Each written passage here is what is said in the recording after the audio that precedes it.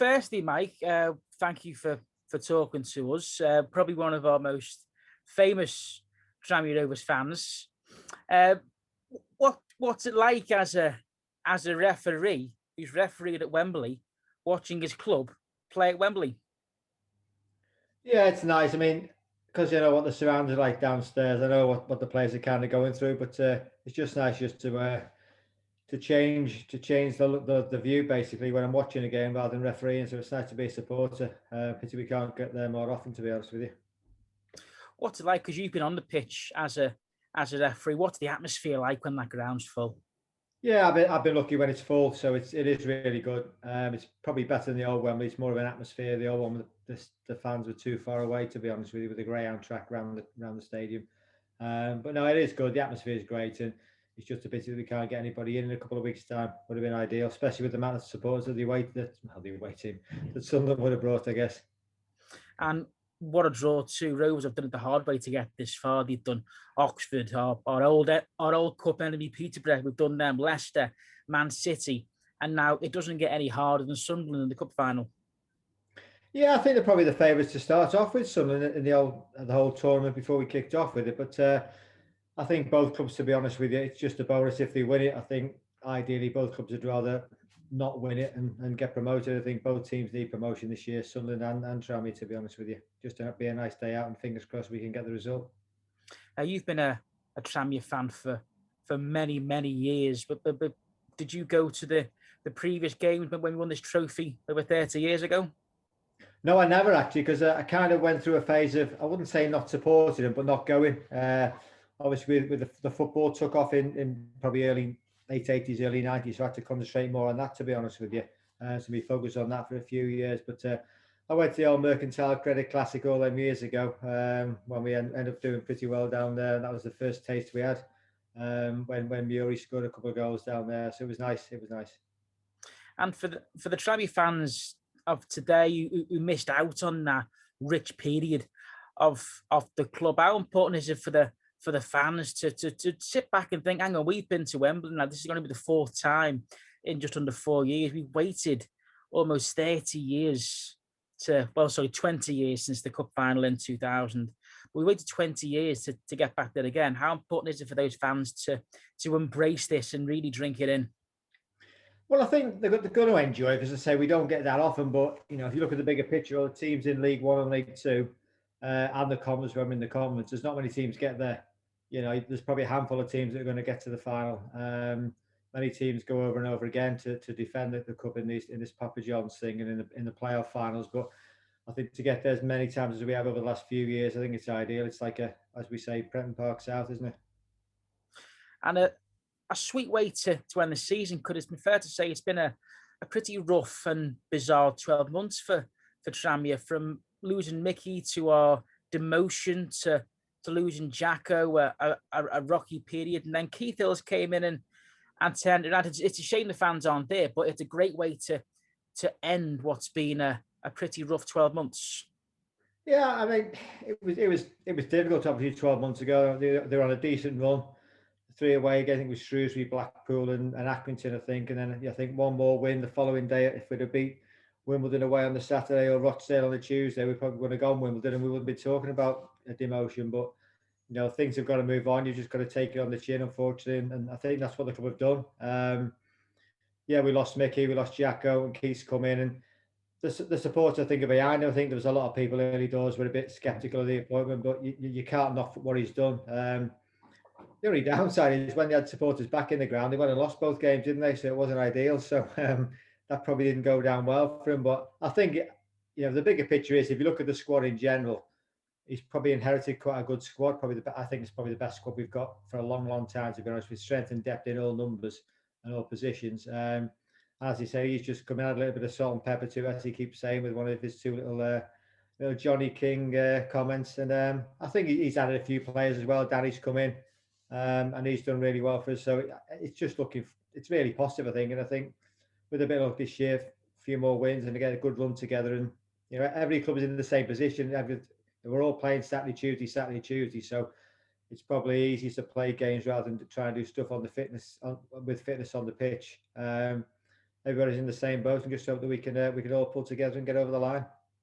He certainly got us playing his rock and roll style football, and I say definitely put it in contention for for automatic promotion. Never mind just playoffs. It's a possibility for top three this season. Yeah, I think so. I think everybody's got to play each other yet, and we've all got to play each other. We've got a decent run of games coming up. I think if you look at the teams we've played recently, yeah, we beat Forest Green, and they weren't too happy about it. Then they go and get beat in a week, and Cambridge go and get beat at Cheltenham. So everybody can beat each other, and you look at the state of some of the pitches at the moment. The pitches aren't ideal. Newport's pitches, is not good. So that might affect them, but also might help them as well. So depending on the way they play, but I think it's all up in the air. Yeah, people have got games in hand. There's points on the board. I think it'll go right down the wire, to be honest with you. And down the years, Mike, you've obviously been to many a Tranmere game. Is there a favourite that you've been to? Because I know I believe you even travelled to watch Tranmere play Reggiana in the old. Yeah, I went to Reggiana. I went to Pisa. So I've done that in the old Anglo-Italian stuff many years ago. There's many games I've enjoyed over the years. I think, unfortunately, the way the club went over the last 5 or 6 years, to see the demise, which was pretty depressing, to be honest with you, for everybody involved with the club, players, supporters, staff, and the way they bounced back. I think the last 4 or 5 years have all been a positive. Obviously, last year was a bit of a letdown with the demotion. There's been loads of memorable games. I think, especially over the last 4 or 5 years, there's been a lot of, especially going to Wembley and losing, then winning semi-finals and winning finals. So we're always knocking on the door. I think we've always got a good chance of winning, of beating any team on our day. And I must ask you before we let you go, Mike. You became a referee after leaving a chicken factory. What was better? Why would you leave a chicken factory to be a referee? Let me think. Let me give me 2 minutes. I think the football side of the refereeing side of for me we all went full time in I think 2000, I think, and where I was working doing shift work, I could manage to do the shift work and still referee on the Football League for 3 years. But obviously, with going full time, there was never an issue with me not following what I wanted to do. So at the time when I started refereeing in '85, it was just a hobby, really. But now I think people are taking up even today to use it as a career. And I've been quite lucky to have 21 years now in the Premier League. So it didn't take me more than 2 minutes to think about what I was going to do back then. And I know you started out refereeing in the Wirral Leagues. I've had many conversations with John Davis and Ronnie Matthews, who still speak about you very, very fondly, Mike. And you've made a very good career out of it from being around here. I'm proud of your roots of starting on the Wirral.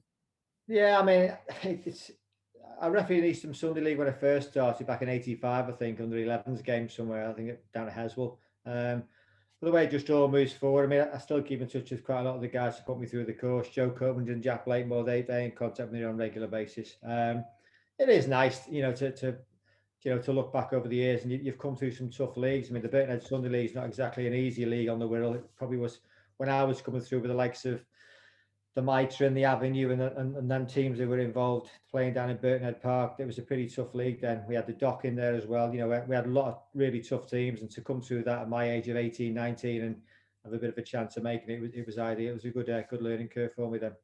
And another good young referee who's following your footsteps is Rob Jones, and great to see Rob pretty much following in your footsteps and now in the Prem.